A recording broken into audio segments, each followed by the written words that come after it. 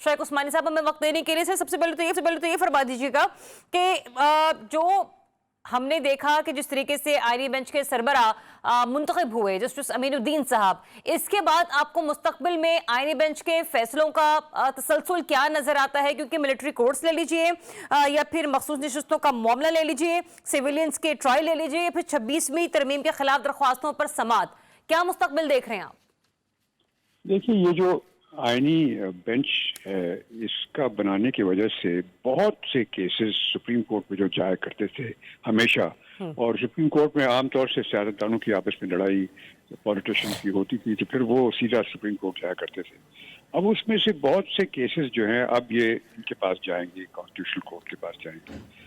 और अब ये मैं तो ये समझता था कि काफी प्रॉब्लम्स होंगे कॉन्स्टिट्यूशनल बेंच बनाने में, लेकिन ये तो बड़े अच्छे तरीके से शुरुआत तो बड़ी अच्छी हुई कि हालांकि उसमें मेजॉरिटी के वोट से बने बेंच, लेकिन बन गई और कोई खास प्रॉब्लम नहीं हुआ, तो अच्छा हो गया। लेकिन अब देखना ये है कि ये जब बन गई है तो इसके बाद क्या किस तरीके से ये काम करेगी, इसमें सारी चीज डिपेंड करती है। सही।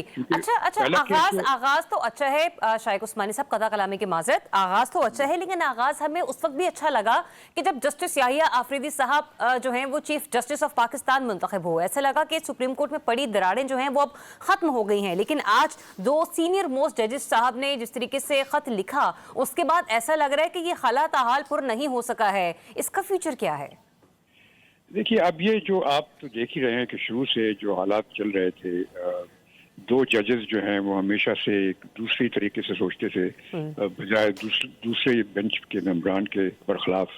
तो अब ये जब ये मैंने देखा आज टीवी पे कि वो दो जजेस ने कहा कि जी हमने अपनी मीटिंग कर ली और हमने कह दिया कि ये जो तरमीम आई है आइन में, इसकी सुनवाई 4 तारीख को यानी आज होनी थी।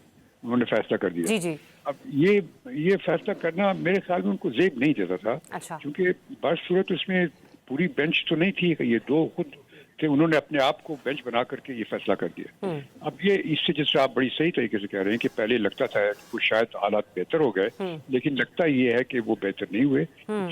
जो वहाँ पे दरारें पड़ गई थी सुप्रीम कोर्ट में, वो अपनी जगह मौजूद हैं और उसका बार बार आप देखेंगे कुछ असर होगा। अच्छा, मुझे ये भी बता दीजिएगा शाइख उस्मानी साहब, ये 2+2=4 वाला जो फॉर्मूला लगाया है हुकूमत ने, 17 जजेस की तादाद थी, 23 पे पहुंचे, 23 से 25 पर, अब तो 34 के 34 जज जो है हम देख रहे हैं कि बहुत एक बेहतरीन किस्म का इजाफा किया गया है।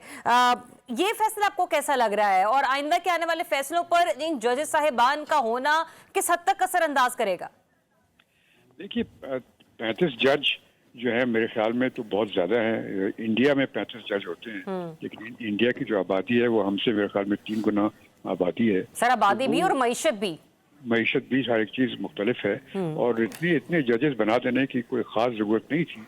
अब ये क्यों बनाए गए हैं, इसकी बहुत सी वजूहत हो सकती हैं, जिससे कुछ लोग कहते हैं कि इस वास्ते बनाए गए हैं ताकि लोग अपने अपने जजेस को इस्तेमाल कर सकें बेंचेस से बैठाने के लिए। लेकिन बासूरत ये सही नहीं लग रहा था।